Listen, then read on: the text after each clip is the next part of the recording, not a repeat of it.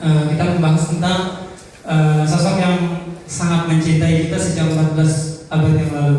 Pertemuan pertama kemarin kita sempat mentadaburi surat Al-Baqarah ayat 146.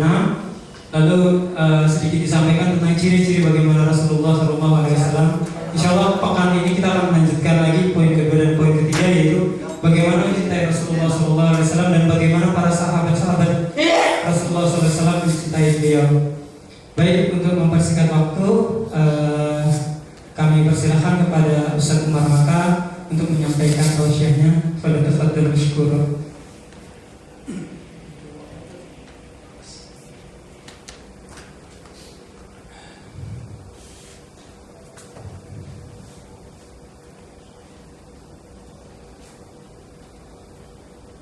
Bismillahirrahmanirrahim. Assalamualaikum warahmatullahi wabarakatuh. Waalaikumsalam warahmatullahi Innal hamdalillah nahmaduhu wa nasta'inuhu wa nastaghfiruhu wa nastahdihi wa natubu ilayh. Wa na'udzu billahi min shururi anfusina wa sayyiati a'malina. Man yahdihillahu fala mudilla lahu ومن يضلله فلا هادي له. أشهد أن لا إله إلا الله وحده لا شريك له وأشهد أن محمدا عبده ورسوله المبعوث رحمة للعالمين. أما بعد، اللهم زدنا علما وتقا وصلاحا وإيمانا يا رب العالمين. سبحانك لا علم لنا إلا ما علمتنا إنك أنت العليم الحكيم. اللهم لا سهل إلا ما جعلته سهلا وأنت تجعل الحزن إذا شئت سهلا فسهل الأمور يا أرحم الراحمين. اللهم إنا نعوذ بك من الفتنة ونعوذ بك أن نكون من المفتونين. أما بعد، إخوة الإيمان أزال الله وإياكم أجمعين. Jamaah dimuliakan oleh Allah Subhanahu wa taala. Mengawali kajian kita pada siang hari ini, sama-sama kita menjadikan puji dan syukur kepada Allah Subhanahu wa taala.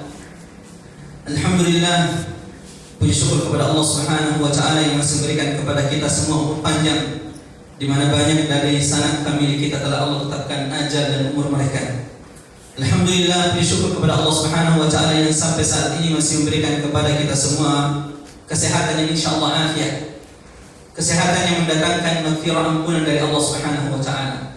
Karena sungguh betapa banyak di antara umat Nabi Muhammad SAW atau umat manusia yang kesehatannya tidak mendatangkan ampunan afiah dari sisi Allah, namun sebaliknya laknat atau murka Allah Subhanahu wa taala. Alhamdulillah, puji syukur kepada Allah Subhanahu wa taala, Allah yang sampai detik ini, saat ini masih memilih kita di antara hamba-hamba Allah yang senantiasa dikuatkan, dithabatkan, diteguhkan imannya di atas Islam, yang masih diteguhkan di atas tauhid kalimat al-ikhlas la ilaha illallah.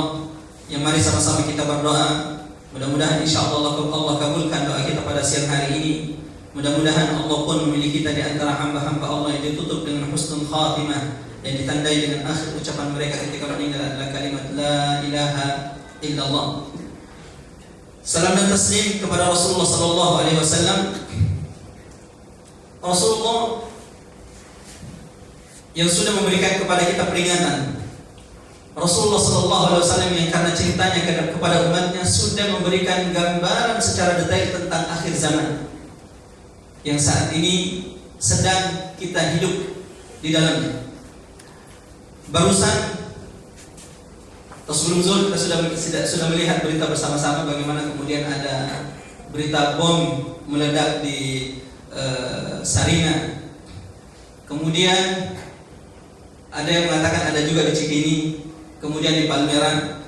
Ikhwatal iman azanallahu wa iyyakum ajma'in. Saya ingin katakan ini yang disebut ahdul fitnah, zaman yang penuh fitnah. Lalu akhirnya pun kita tidak tahu siapa pelakunya, sebenarnya pelaku di baliknya.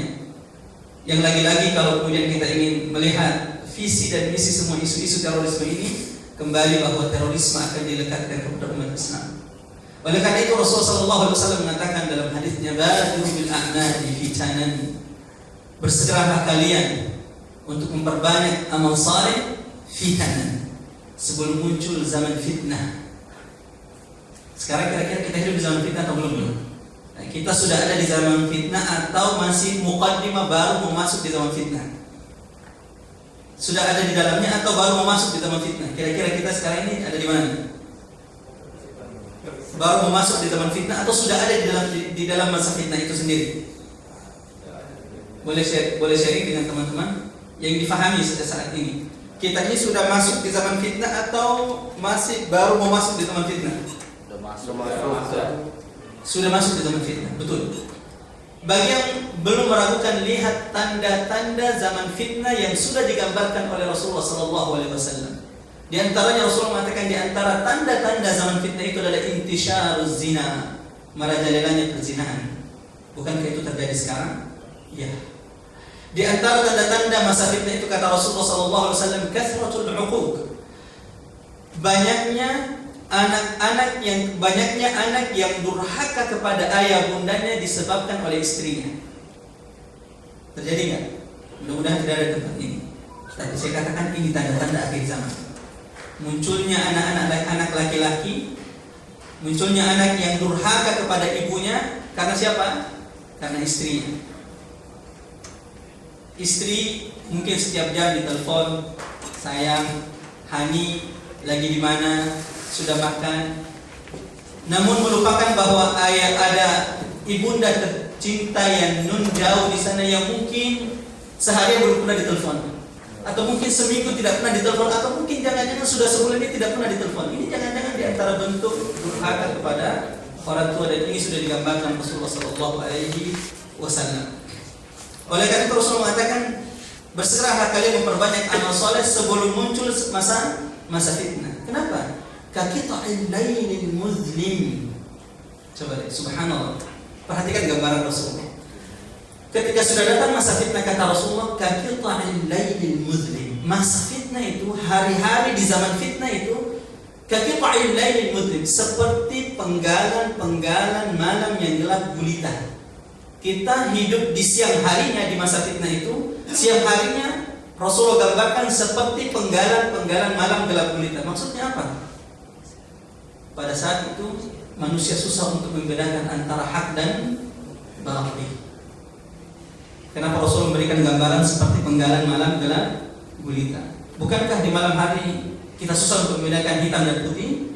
Dan itulah gambaran Rasul terhadap masa fitnah itu. Sehingga siapapun yang tidak berpegang teguh kepada Al-Quran, Kitabullah dan Sunnah Rasulullah SAW, maka dijamin dia akan tersesat di masa fitnah. Jemaah yang dimuliakan oleh Allah Subhanahu wa taala, kembali kita melanjutkan materi kita yang sudah kita mulai pada minggu yang lalu. Kalau sedikit kaget juga karena saya kira ini momennya per tahun, sekali setahun atau sekali sebulan, kita baru seminggu kemudian ditelepon untuk melanjutkan materinya. Qadarullah wa ma syaa fa'al. Alhamdulillahnya karena kampus tempat mengajar saat ini mengajar di Libya, ini masih libur sampai 25 Januari, jadi siang ini masih bisa mengisi di tempat ini, dan sungguh ini semua sudah ditakdirkan Allah Subhanahu wa taala, tidak ada yang kebetulan di sisi Allah Subhanahu wa taala. Alladzina atainahumul kitaba ya'rifunahu kama ya'rifuna abna'ahum. Materi ini, ayat ini menjadi awal materi kita pada minggu sebelumnya. Allah Subhanahu wa taala menjelaskan bahwa orang Yahudi, tidak semua orang Yahudi, orang Yahudi yang membaca Alkitabnya yang asli, bukan yang sekarang. Alladzina atainahumul kitab, orang-orang yang diberikan kepadanya Alkitab, yaitu orang Yahudi dan Nasrani yang membaca kitab mereka yang asli, mereka mengenali Nabi Muhammad SAW seperti mengenali anak mereka sendiri. Sehingga kasus Rahib Bahir itu tidak aneh. Ketika dia melihat Rasulullah SAW, dia langsung yakin bahwa ini Muhammad, inilah Nabi terakhir. Sehingga ketika dia bertanya, siapa ayah dari anak ini? Abu Thalib mengangkat tangan, kemudian kata dia, wallahi, demi Allah, mustahil anak ini ayahnya masih hidup. Padahal ini pertemuan pertama, lalu bagaimana mungkin dia begitu yakin mengatakan, wallahi, demi Allah, mustahil ayah anak ini masih hidup. Kenapa dia begitu yakin? Karena mereka mengenali Nabi Muhammad seperti mengenali anak mereka sendiri. Lalu kita umat Nabi Muhammad SAW, kita yang katanya pengikut, mengimani Nabi Muhammad SAW, sudah seperti apa kita mengenali Rasulullah SAW?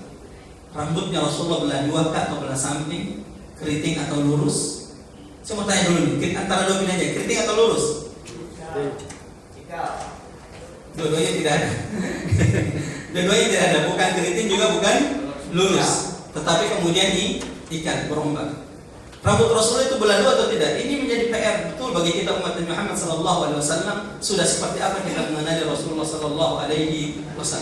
Karena Rasulullah mengatakan, barang siapa yang bermimpi melihatku, dan mudah-mudahan insya Allah sebelum kita mati Allah rezekikan kita untuk bermimpi melihat Rasulullah. Amin.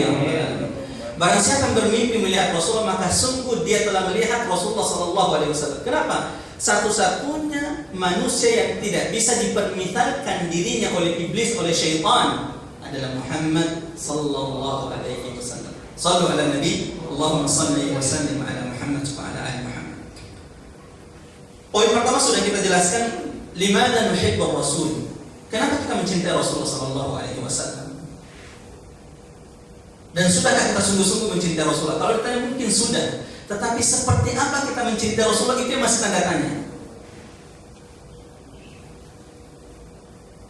Kemarin saya tanya, apakah kita siapa yang ingin surganya nanti di akhirat bersama surga Rasulullah sallallahu alaihi wasallam? Semua mengangkat tangan. Dan mudah-mudahan diaminkan oleh Allah Subhanahu wa taala. Tapi Rasulullah sallallahu alaihi wasallam mengatakan tidak ada cara kita bisa digabungkan bersama Rasulullah sallallahu alaihi wasallam kelak nanti di surga kecuali kita sudah mencintai Rasulullah sallallahu alaihi wasallam. Cinta yang seperti apa? Melebihi cinta kita kepada anak kita, sudah mulai berat. Melebihi cinta kita kepada orang tua kita. Yang terakhir, bahkan melebihi cinta kita kepada diri kita sendiri. Tapi kalau Allah memampukan kita, dan mudah-mudahan insyaallah Allah memilih semua yang ada di tempat ini mampu mencintai Rasulullah melebihi anaknya, melebihi orang tuanya, bahkan melebihi dirinya sendiri. Jika itu bisa kita lakukan, maka sesungguhnya balasannya adalah kelak di akhirat kita dikumpulkan bersama siapa? Rasulullah sallallahu alaihi wasallam di surga. Saya sudah sampaikan kisah orang Arab ya. Ada lagi satu kisah tentang sahabat Thauban radhiyallahu anhu. Maula Rasul sallallahu alaihi wasallam. Dulu budak Rasulullah, kemudian dimerdekakan oleh Rasulullah sallallahu alaihi wasallam. Ya ajaban. Semua orang kaget melihat bagaimana sahabat Thauban radhiyallahu anhu ini mencintai Rasulullah. Semua sahabat itu terkagum-kagum melihat cinta Thauban kepada Rasulullah. Karena satu jam saja dia tidak melihat Rasulullah, maka dia sudah kemudian merindu berat kepada Rasulullah. Dia mulai khawatir kalau ada sesuatu yang terjadi dengan Rasulullah sallallahu alaihi wasallam. Ini Thauban. Sampai dalam riwayat disebutkan karena tidak berjumpa dengan Rasulullah beberapa hari sampai ia jatuh sakit. Siapa nama sahabat tadi? Thauban. Sampai dia jatuh sakit. Sehingga terdengarlah oleh Rasulullah sallallahu alaihi wasallam. Lalu Rasulullah mendatangi sahabat ini, Thauban radhiyallahu anhu. Lalu Rasul berkata kepadanya, "Ma ghayyara launaka ya Thauban." Kata Rasulullah kepada sahabat ini, "Wahai Thauban, apa yang membuatmu seperti ini? Apa yang membuatmu jatuh sakit seperti ini?" Kata Thauban, "Ya Rasulullah, sungguh aku jika tidak melihatmu ya Rasulullah, maka itu akan membuatku sedih. Dan aku rindu sekali ingin bertemu denganmu ya Rasulullah." Lanjut kata Thauban, "Apalagi jika aku mengingat akhirat." Kata Thauban, "Ini yang semakin membuat aku sedih kalau aku mengingat akhirat." Kata Thauban, "Jika aku mengingat akhirat ya Rasulullah, itu membuatku sedih karena," kata Thauban, "jelas surgaku nanti di bawahmu ya Rasulullah. Engkau adalah Nabi dan Rasul, surgamu jelas lebih tinggi dibanding aku sahabat biasa. Aku ini cuma manusia biasa, bukan Nabi dan Rasul. Sementara Nabi dan Rasul kan jelas surganya lebih tinggi." Karena perkataan Thauban ini kepada Rasulullah, apa perkataannya? Takut kalau nanti di akhirat surganya tidak bersama Rasulullah sallallahu alaihi wasallam. Allah turunkan satu ayat langsung. Wa man yuti'illaha wa rasulahu, barang siapa mencintai Allah dan Rasulnya, taat kepada Allah dan Rasulnya, Faulaika ma'al ladzina an'ama Allah. Tahukah kalian di mana tempat orang-orang seperti ini kelak di surga? Mereka kelak di surga bersama ma'al ladzina an'ama Allahu 'alaihim minan nabiyyin. Orang-orang seperti ini dia manusia biasa. Dia bukan ustaz. Dia cuma kerja di Moratelindo. Ini sampai sekarang susah betul saya sebut tempatnya. Dia cuma kerja di Moratelindo. Morata ya, biar mudah. Dia cuma kerja di Morata. Dia bukan ustaz. Tetapi Allah menjanjikan kelak surganya bersama Rasulullah. Kenapa kok bisa? Dia mencintai Muhammad melebihi siapa? Cintanya kepada anaknya, orang tuanya, bahkan dirinya sendiri. Tapi saya katakan ini berat. Maka mudah-mudahan insya Allah Allah menganugerahkan cinta hakiki kepada kita, kepada Rasulullah SAW. Amin ya rabbal alamin. Orang-orang seperti ini kelak surganya bersama siapa? Ma'an nabiyyin, bersama para nabi. Wasyuhada, orang-orang yang syahid di jalan Allah. Wassalihin, orang-orang yang salih. Wa hasuna ulaika rafiqa. Mau tahu siapa temannya nanti di akhirat? Mau tahu bersama siapa kalau nanti dikumpulkan di akhirat? Lihat siapa yang menjadi teman Anda sekarang di dunia. Lihat siapa yang Anda idolakan sekarang di dunia. Lihat siapa yang paling kita cintai di dunia. Jika kita bersama orang-orang yang saleh, jika kita bersama orang-orang yang sering mengingat Allah, maka itulah yang akan menjadi teman-teman kita di akhirat untuk berkumpul, untuk nongkrong nanti. Jika yang menjadi cinta pertama kita yang paling kita cintai di antara manusia adalah Rasulullah SAW, Allah akan menjadikan menyatukan kita bersama Rasulullah kelak di surga. Amin ya rabbal alamin. Yang kedua adalah agar kita menjadi mukmin yang sempurna. Karena kata Rasulullah SAW, la yu'minu ahadukum, tidak akan sempurna iman siapapun di antara kalian sampai dia mencintai Rasulullah SAW melebihi cintanya kepada anaknya, orang tuanya, dan bahkan dirinya sendiri. Sebagai poin terakhir, penambah dari materi yang kemarin, bagaimana kita tidak mencintai Rasulullah? Bagaimana mungkin kita mengaku umat Nabi Muhammad namun tidak pernah merindukan Rasulullah SAW, bahkan merindukan berjumpa dengan Rasulullah dalam mimpi? Sementara makhluk mati, benda mati yang menurut kita benda mati, padahal sebenarnya tidak ada benda mati di sisi Allah Subhanahu Wa Taala. Semua benda yang di atas muka bumi ini semuanya bertasbih kepada Allah, akan tetapi kita tidak tahu bagaimana cara mereka bertasbih. Bahkan bumi yang kita injak, bumi yang kita berjalan di atasnya dari rumah kita ke tempat kerja, yauma idzin tuhadditsu akhbaraha, kelak di sisi Allah akan bersaksi kepada kita.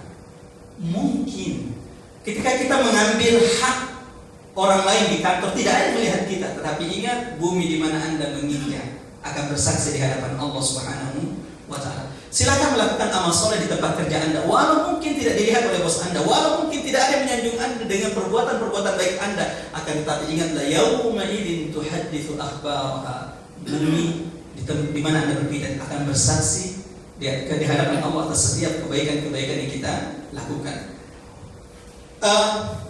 Mungkin pernah mendengar kisah tentang pelepah kurma yang menangis merintih, tidak ingin dipisahkan oleh Rasulullah SAW, padahal tidak punya akal, tidak punya hati. Pernah dengar ya kisahnya? Atau ingin diceritakan lagi? Oke, mau banget atau mau saja? Oke. Jamaah dimuliakan oleh Allah Subhanahu Wa Taala, dengarkan kisah pelepah kurma ini. Ketika Rasulullah baru datang dari Mekah hijrah ke Madinah, ya. Lalu kemudian para sahabat membuatkan Rasulullah mimbar, tempat Rasulullah untuk berkhutbah yang terbuat dari pelepah kurma.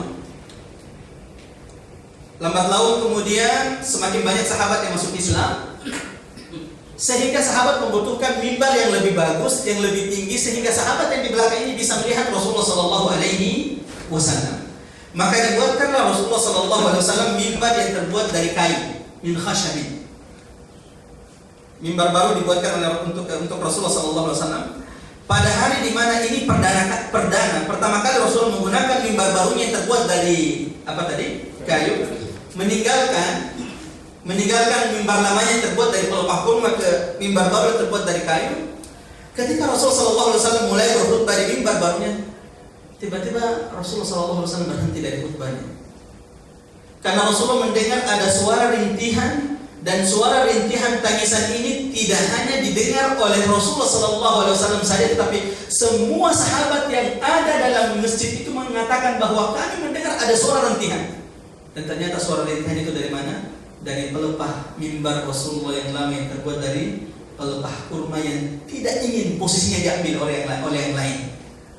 Maka Rasulullah SAW turun dari mimbarnya, kemudian memeluk pelepah kurma itu dengan erat. Lalu Rasulullah berkata, nanti setelah dipeluk erat oleh Rasulullah, barulah kemudian suara rintihan itu mulai hilang. Maka Rasulullah berkata, laulam a'taniqahu, wahai sahabatku, ini benda yang tidak punya akal dan punya hati.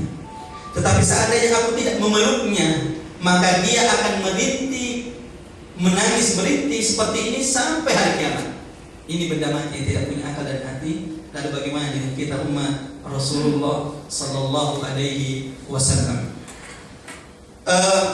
Poin kedua jemaah yang dimuliakan oleh Allah Subhanahu Wa Taala,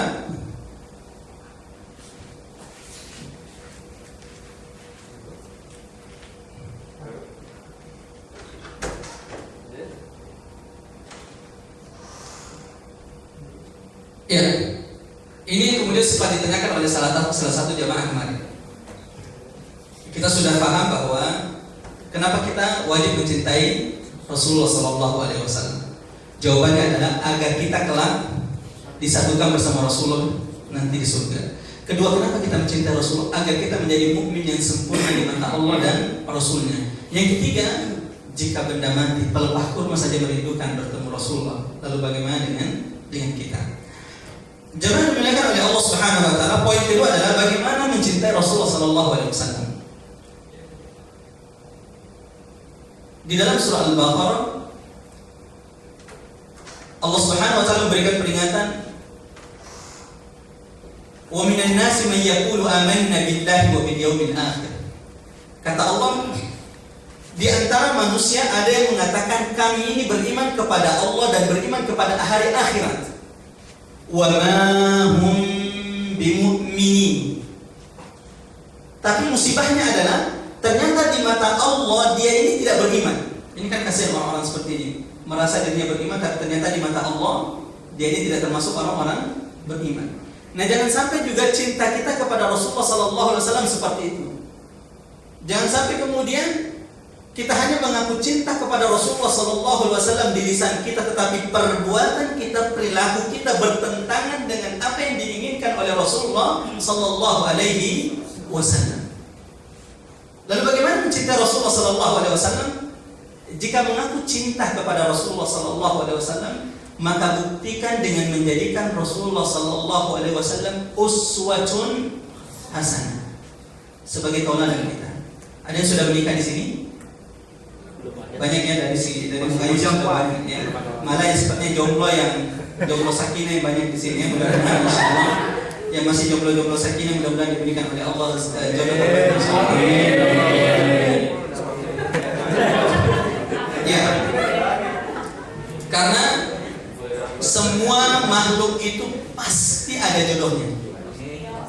Tidak ada orang yang tidak punya jodoh. Jadi kalau ada orang dia itu tak nikah karena tidak punya jodoh, ini perkataan batil. Saya katakan kalau ada orang mengatakan coba lihat tuh dia jadi perawan tua karena memang dia nggak punya jodoh, ini perkataan batil. Karena tidak ada orang yang tidak punya jodoh. Karena yang pantas tunggal, yang pantas menjadi esa hanya Allah Subhanahu wa Ta'ala. Sementara semua makhluknya sudah diciptakan berpasang-pasang. Lalu jodohnya kok dia belum nikah? Mungkin Anda pernah menolaknya. Ditolak.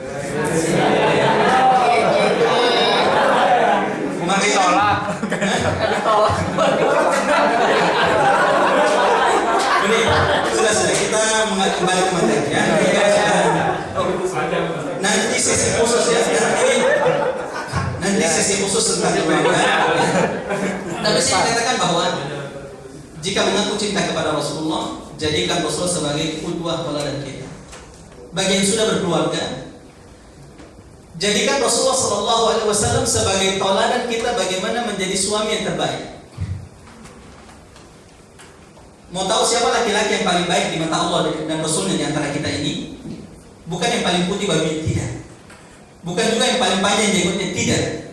Tapi Rasulullah SAW mengatakan khairukum, yang terbaik di antara kalian. Ini hadis yang paling menyenangkan buat para wanita, buat para istri. Karena Rasulullah mengatakan khairukum, yang terbaik di antara kalian wahai para kaum laki-laki, khairukum li ahlihi, adalah yang paling baik muamalahnya, perilakunya kepada istrinya.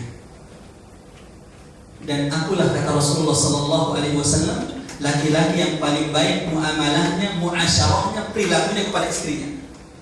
Jadi siapa yang paling romantis, paling baik kepada istrinya di antara kita setelah beriman, dialah laki-laki yang paling baik di mata Allah di antara kita ini. Dan tidak ada yang mengalahkan Rasulullah SAW. Saya tanya yang sudah menikah di sini, ada yang sering disisir dengan istrinya di sini?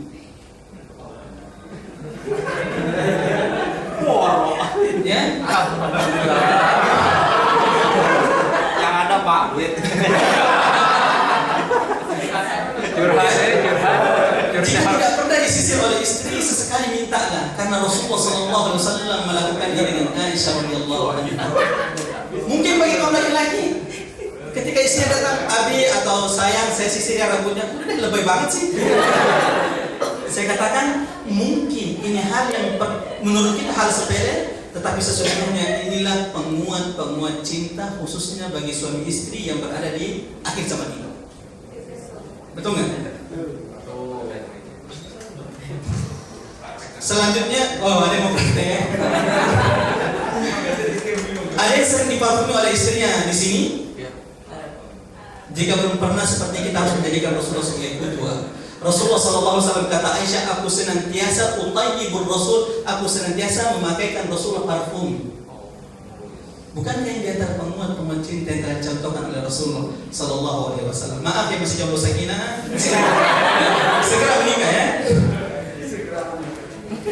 Lanjut kemudian, ada yang pernah lomba lari dengan istrinya di sini? Saya juga belum pernah, tapi ya rencana mau melakukan insyaallah. Aisyah mengatakan sabaqani Rasulullah sallallahu alaihi wasallam. Nah, ini sebenarnya jomblo sakinah. Silakan. Kata Aisyah radhiyallahu anha, tinggal berapa menit? 5 menit ya? 10 menit lagi. Kata Aisyah radhiyallahu anha, sabaqani, coba lihat. Jadikan Rasul bagi yang sudah bernikah, bagi yang punya istri, jadikan Rasul bagi qudwah. Agar pernikahan kita menjadi pernikahan yang berkah, agar pernikahan kita menjadi pernikahan surgawi di dunia dan di akhirat. Coba lihat. Kata Aisyah radhiyallahu anha, sabaqani Rasul. Rasulullah pernah mengajak saya berlomba lari. Di mana waktu saya masih langsing, kata Aisyah, belum gemuk, ya. Ini kan bahaya laki-laki kalau tidak melakukan penguat cinta, minta disisir. Kenapa?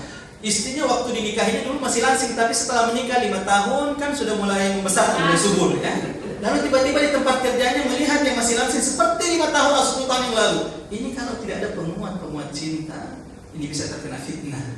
Apalagi kalau masih lemah iman. Tapi masalah perempuan ini tidak ada mengenal iman atau tidak. Kata Rasulullah, tidak ada fitnah yang paling aku takutkan kepada kaum laki-laki setelahku dari fitnah wanita. Oke. Aisyah mengatakan Rasul mengajak berlomba, dan dulu aku sering mengalahkan Rasulullah. Sampai ketika aku sudah mulai gemuk, Rasulullah mengalahkanku, dan Rasulullah mengatakan, wahai Aisyah, kemenangan hari ini untuk membalas kekalahan saya sebelumnya. Ini Rasulullah SAW. Bahkan yang belum nikah dulu telinga. Aisyah radhiyallahu anha mengatakan, aku pernah mandi dengan Rasulullah dari satu bejana. Suami istri ini pernah mandi satu bejana di sini, mandi bersamaan. Kalau belum pernah, sekali mungkin perlu dilakukan, kan Rasulullah sallallahu alaihi wasallam juga ya,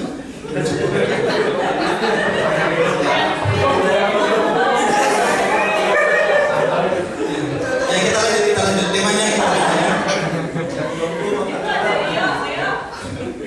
Makanya ya.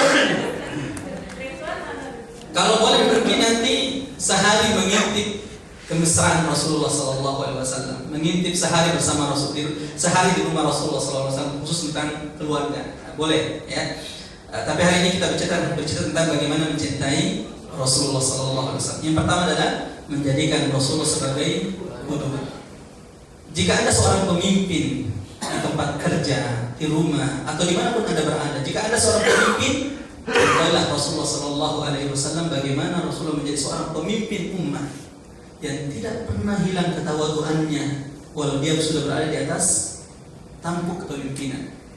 Bukankah banyak orang sekarang ini baru punya jabatan tinggi, tingkat sekian di tempat kantornya, ini sudah susah sekali untuk senyum, ya.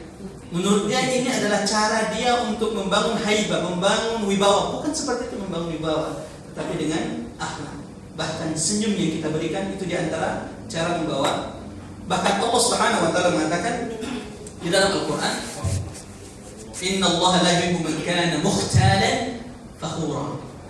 Dalam hadis disebutkan, kalau ada orang yang berjalan sambil merasa dengan penuh kesombongan, contohnya berjalan sambil merasa bahwa saya yang paling pintar di tempat kerja saya, berjalan dengan penuh kesombongan merasa bahwa dia yang paling tinggi. Dalam hadis disebutkan itu tanah yang dia pijak itu mulai berkata kepadanya, awas, silakan Anda sombong sekarang, tapi kelak jika engkau sudah masuk ke dalam perutku, saya akan meremuk-remukkanku.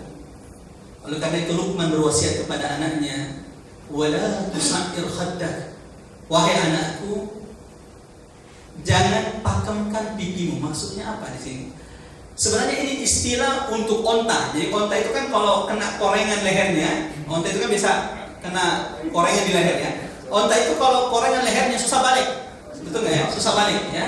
Susah balik. Nah, Allah mengatakan jangan seperti onta korengan yang ketika disapa susah balik. Maka Rasulullah SAW dalam hadis disebutkan, yu'ti wajhahu kullah, jika disapa maka dia akan berbalik dan memberikan semua wajahnya. Ini di antara bentuk akhlak Rasulullah sallallahu alaihi wasallam. Selanjutnya, bagaimana mencintai Rasulullah sallallahu alaihi wasallam? Jika mengaku cinta kepada Rasulullah sallallahu alaihi wasallam, maka hidupkan sunnah Rasulullah sallallahu alaihi wasallam. Ada orang yang mengaku cinta kepada Rasul tapi tidak ada satupun sunnah Rasulullah sallallahu alaihi wasallam yang dihidupkan. Dan jika Anda kemudian dihinakan oleh manusia karena Anda menghidupkan sunnah Rasulullah sallallahu alaihi wasallam. Oh, ini juga di depannya. Oke, fokus sebentar. Ya. Buktikan dengan menghidupkan sunnah Rasulullah sallallahu alaihi wasallam. Karena banyak orang yang mengaku cinta kepada Rasul tapi tidak ada pun satu sunnah dihidupkan. Sementara Rasulullah mengatakan, man ahabba sunnati, barang siapa yang mencintai sunnahku maka faqad ahabbani, maka dia telah mencintaiku. Wa man ahabbani, coba lihat rentetannya, barang siapa mencintai Rasulullah maka barang siapa mencintai sunnah Rasulullah maka dia telah mencintai Rasulullah. Barang siapa mencintaiku, wa man ahabbani kana ma'iya fil jannah, kelak dia akan bersamaku di surga. Maka mudah-mudahan kita di antaranya. Apa di antara sunnah Rasulullah? Anggaplah kita menghitungnya, ya. Puasa Senin, Kamis. Kenapa hari Senin? Hari lahirnya Rasulullah. Kamis, kenapa puasa hari Kamis? Dikumpulkan amal. Subhanallah, betul. Tahukah kita pengajian kita hari ini di mana amal-amal kita akan diangkat kepada Allah Subhanahu wa taala. Amal ibadah kita dari hari Jumat sampai hari Rabu, hari ini diangkat oleh Allah Subhanahu wa taala. Hari ini diangkat kepada Allah Subhanahu wa ta'ala. Rasul mengatakan, aku suka ketika amalku diangkat kepada Allah, aku dalam keadaan berpuasa. Apalagi sunnah Rasulullah, puasa Daud, puasa putih. Hal sepele lah, makan dengan tangan kanan dan minum dengan tangan kanan. Makan tangan kanan hampir semua umat Islam insya Allah makan tangan kanan. Tapi kalau minum dengan tangan kanan, ini masih jarang. Sayangnya masih banyak di antara kita yang korban-korban iklan, yang minumnya masih pakai tangan kiri. Tahukah kita siapa yang minum pakai tangan kiri? Rasulullah mengatakan, inna syaitan itu makan dan minum dengan tangan kirinya. Maka hendaklah kalian umatku makan dan minum dengan tangan kanan. Mudah-mudahan insya Allah setelah ini tidak ada lagi yang minum dengan tangan kirinya. Kenapa? Saat Anda minum dengan tangan kiri, maka saat itu syaitan ikut minum bersama Anda. Saat Anda makan dengan tangan kiri, maka saat itu syaitan ikut makan bersama Anda, dan selamat bersenang-senang karena Anda telah makan dengan syaitan. Maka hari ini supaya syaitan tidak ikut makan dengan tangan kanan dengan membaca bismillah. Oke, lanjut. Bagaimana mencintai Rasulullah SAW? Jika mengaku cinta kepada Rasulullah, maka belalah Rasulullah, belalah sunnah Rasulullah SAW. Bukankah ketika kan kita wajib mencintai Rasulullah seperti apa? Bagaimana kita mencintai Rasulullah? Melebihi cinta kita kepada anak kita, terus orang tua kita, bahkan diri kita sendiri. Kita ketika dibully atau dilecehkan tempat kerja, marah nggak? Kita ketika anak kita kemudian dibully, dilecehkan di sekolahnya, itu kita datang ke sekolahnya, bahkan mencari itu guru yang melecehkan, yang membuli anak kita. Lalu pernahkah kita marah seperti ini ketika Rasulullah SAW dihinakan? Ketika Rasulullah dibuat dari katurnya, ketika Rasul dihinakan oleh orang kafir, pernahkah marah itu muncul dalam hati kita? Jika belum muncul, mungkin kita belum sungguh-sungguh mencintai Rasulullah SAW. Maka mudah-mudahan dari kajian ini, insya Allah Allah tumbuhkan rasa cinta kita kepada Rasulullah SAW. Amin ya rabbal alamin. Bagaimana mencintai Rasulullah SAW? Jika mengaku cinta kepada Rasulullah, buktikan dengan memperbanyak salawat kepada Rasulullah SAW. Dan salawat yang paling baik adalah salawat yang menggabungkan salawat kepada Nabi Muhammad dan salawat kepada Nabi Ibrahim. Allahumma salli ala Muhammad wa ala ali Muhammad kama sallaita. Sama-sama, mudah-mudahan ini menjadi salawat kita pada siang hari ini insyaallah. Allahumma salli ala Muhammad wa ala ali Muhammad kama sallaita ala Ibrahim wa ala ali Ibrahim wa barik ala Muhammad wa ala ali Muhammad kama barakta ala Ibrahim wa ala ali Ibrahim fil alamin innaka Hamidum Majid. Inilah salawat yang terbaik. Inilah salat terbaik di mata Allah dan Rasulnya. Semua nabi kelak pada hari kiamat diberikan kesempatan untuk menyelamatkan umatnya yang sudah masuk neraka. Jadi semua nabi dari zaman Nabi Adam, ayyuhal anbiya isfa'u. Allah berkata, wahai para nabi, berikan syafaat bagi penghuni-penghuni neraka. Nabi Adam mulai memberikan syafaat, dipilih siapa yang dipilih.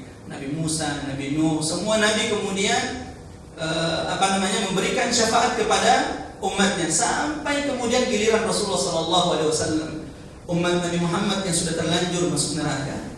Lalu kemudian Rasulullah memilih di antara mereka untuk diberikan syafaat. Siapa yang paling berhak? Mereka yang senantiasa berselawat kepada Rasulullah SAW. Bagaimana mencintai Rasulullah SAW? Jika mengaku cinta kepada Rasulullah, maka buktikan dengan mencintai keluarga Rasulullah SAW. Ini semakin berat ini. Cinta Rasulullah saja dalam proses, apalagi mencintai keluarga Rasulullah SAW. Bagaimana mencintai keluarga Rasulullah sementara kita belum kenal siapa-siapa yang masuk dalam keluarga Rasulullah SAW? Jika kita tanya siapa saja istri Rasulullah, mentok-mentoknya nanti Aisyah, Khadijah. Ya, padahal dalam doa disebutkan istri Rasulullah ada 12. Berarti PR kita oke deh, saya tanya dulu, saya coba sebutkan, ini bukan tetapi ini membabi ini, dan Allah tidak malu dari kebenaran. Kita tes saja, siapa istri Rasulullah? 1, Khadijah, alhamdulillah. 2, Aisyah. Hafsah, alhamdulillah. 3, Ummu Salamah. 4. Dari 12 berarti masih ada PR 8. Ya. Siapa putri-putri Rasulullah sallallahu? Siapa anak Rasulullah? Putra-putri Rasulullah. Ada putra Rasulullah? Ada putra Rasulullah? Ada putra Rasulullah? Ada. Tetapi ditakdirkan semua putra Rasulullah itu meninggal ketika dalam keadaan kecil. Ibrahim dan Qasim. Makanya orang-orang Yahudi ketika anak-anak laki-laki Rasulullah meninggal semuanya, tinggal yang perempuan, apa kata mereka? Inna Muhammadan abtar. Muhammad akan terputus sejarahnya. Kenapa? Kan riwayat silsilah itu, nasab itu dihitung dari mana? Dari anak laki-laki. Jadi kalau sudah tidak ada laki-laki, sudah tidak disebut lagi kan, namanya nanti sudah tidak mengikut. Makanya orang-orang Yahudi, orang-orang kafir gembira betul dengan meninggalnya anak-anak laki-laki Nabi Muhammad, dan mereka berkata Nabi Muhammad akan terputus sejarahnya. Bahkan Nabi Muhammad dan Rasulullah sempat sedih mendengarkan perkataan ini. Lalu Allah turunkan satu surah menjadi peliput darah Rasulullah. Inna a'tayna kal kautsar fasalli li rabbika wanhar inna syani'aka huwal abtar. Wahai Muhammad, kenapa engkau sedih? Inna a'tainakal kautsar. Bukankah aku Allah, kata Allah, yang telah memberikan kepadamu nikmat yang sangat besar? Bukankah aku telah turunkan kepadamu Al-Quran? Bukankah aku telah menjadikanmu Nabi dan Rasul? Bukankah aku telah menyiapkan bagimu dan bagi umatmu telaga di akhirat yang bernama telaga Kautsar? Dan mudah-mudahan kita bisa minum semua dari ini. Amin ya rabbal alamin. Telaga Kautsar yang kata Rasulullah, tuluhu syahrun wa 'arduhu syahrun, panjangnya 1 bulan perjalanan. Panjang dari telaga Kautsar ini 1 bulan perjalanan. Dari sini ke saya asli Makassar, dari sini ke Sulawesi 2 jam. Itu saja sudah jauh sekali. Sementara telaga Kautsar itu panjangnya 1 bulan perjalanan. Bagaimana itu panjangnya? Lebarnya juga 1 bulan perjalanan. Jumlah tempat minumnya adalah ka'ada di nujumis sama, sebanyak jumlah bintang-bintang di langit. Barang siapa yang direzekikan di antara kita yang bisa minum dari telaga Kautsar ini, tidak akan butuh minum setelahnya. Mudah-mudahan insyaallah Allah mencatat kita di antaranya. Amin ya rabbal alamin. Jadi bagaimana mencintai Rasulullah, mencintai keluarga Rasulullah sallallahu alaihi wasallam, dan PR kita dalam mengenali siapa saja menjadi keluarga Rasulullah sallallahu alaihi wasallam. Jika mengaku cinta kepada Rasulullah, maka buktikan dengan mencintai sahabat Rasulullah sallallahu alaihi wasallam. Mulai dari 10 sahabat yang dijanjikan masuk surga. Dan dari sekarang ajarkan anak kita untuk mengenal 10 sahabat yang masuk surga ini. Yang menjadi musibah adalah kita sendiri jarang, mungkin belum tahu siapa, sehingga anak kita juga mungkin yang masuk ke kepala jarang mengenal 10 sahabat yang dijadikan masuk surga. Dari sekarang juga menjadi PR setelah ini mencari siapa saja sahabat-sahabat yang 10 orang itu yang sudah dijanjikan masuk surga. Kenapa mereka dijadikan masuk surga? Apa amalan-amalan mereka agar kita kemudian bisa mengikuti dan meneladani mereka insyaallah. Terakhir, jemaah dimuliakan oleh Allah Subhanahu wa taala, bagaimana mencintai Rasulullah? Buktikan dengan mencintai tempat-tempat yang dicintai Rasulullah sallallahu alaihi wasallam. Apa tempat yang dicintai Rasulullah? Ya, masjid termasuk, kota-kota, tempat Madinah, ya. Cintai kota Madinah, kemudian Makkah, yang terakhir Masjidil Aqsa. Bahkan Rasulullah mengatakan, la tushaddur rihal, jangan memperbanyak bepergian kecuali kepada 3 tempat. Kepada 3 tempat ini silakan. Kalau mau sering-sering kepada 3 tempat ini silakan. Tetapi selain 3 tempat ini, kata Rasulullah, la tushaddur rihal, jangan sering-sering bepergian kecuali kepada 3 tempat ini. Apa itu? Masjidil Haram, wa Masjidil wa Masjidil Nabawi, wa Masjidil Aqsa. Alhamdulillah Allah sudah merezekikan kepada saya untuk mendatangi 3-tiganya. Masjid Al-Aqsa alhamdulillah sudah. Saya doakan insyaallah kita berdoa mudah-mudahan semua sahabat kita, semua umat muslim yang ada di tempat ini kelak direzekikan untuk mendatangi Ka'bah insyaallah kata Rasulullah sallallahu alaihi wasallam. Saya tutup materi kita hari ini, waktunya sudah habis. Mudah-mudahan insyaallah bermanfaat ya. Jemaah yang dimuliakan oleh Allah Subhanahu wa taala, sebagai penutup dari materi ini, mudah-mudahan insyaallah Allah merezekikan kita di antara mereka yang mampu mencintai Rasulullah melebihi cintanya kepada anak mereka, orang tuanya, bahkan melebihi cintanya kepada dirinya sendiri. Jika itu sudah mampu kita lakukan, busyra lana wa lakum, maka menjadi berita gembira bagi kita semua yang ada di tempat ini. Sesungguhnya kelak tempat kita di surga adalah bersama Rasulullah sallallahu alaihi wasallam. Kita tutup dengan doa. Allahumma ya rabbal alamin, Allahumma ja'al jam'an hadza jam'an mubarakan wa tafarruqana ba'da hadza tafarruqan ma'suma. Rabbana hab lana min azwajina wa dhurriyyatina qurrata a'yun waj'alna lil muttaqina imama. Rabbi ighfir li wa liwalidayya warhamhuma kama rabbawna shighara. Ya Allah, ampunkan dosa kami ya Allah. Ampunkan pula dosa kedua orang tua kami ya Allah. Ya Allah, jika apa yang kami lakukan siang hari ini ya Allah tercatat sebagai amal ibadah di sisi-Mu, maka jadikan amal ibadah ini pula ya Allah ya Arhamar Rahimin untuk kedua orang tua kami ya Allah.